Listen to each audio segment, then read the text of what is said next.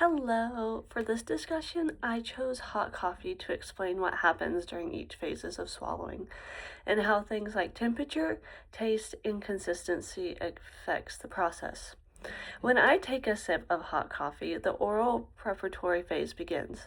I close my lips around the cup, and because the coffee is hot, I naturally take a smaller sip.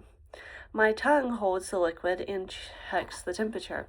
Even though it's a liquid, my tongue still gathers it into a small bolus before I swallow. Next is the oral transport phase. My tongue pushes the coffee from the front of my mouth towards the back. Since coffee is a thin liquid, this part is really quick. Right before the swallow starts, my velopharynx closes so that the liquid doesn't go up into my nose. Then, the pharyngeal phase kicks in. When my coffee reaches the back of my tongue, the swallow reflex starts automatically. My velopharyngeal port closes, my larynx lifts and moves forward, and my epiglottis flips down to protect my airway.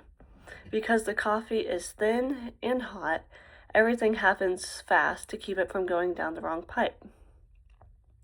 Finally, in the esophageal phase, the upper esophageal sphincter opens and the coffee enters the esophagus.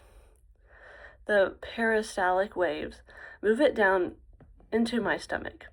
This part is automatic and it's not affected by the temperature or the taste. But thin liquids do travel faster than thicker ones. A few variables play a role here. Consistency, the thin liquids move quickly and requires very little prep. Temperature, hot drinks make you take smaller sips and that can trigger a quicker swallow. Volume, hot equals small sips. Cooler drinks usually mean bigger sips. Taste, the bitterness of coffee can increase saliva and oral awareness. Thank you.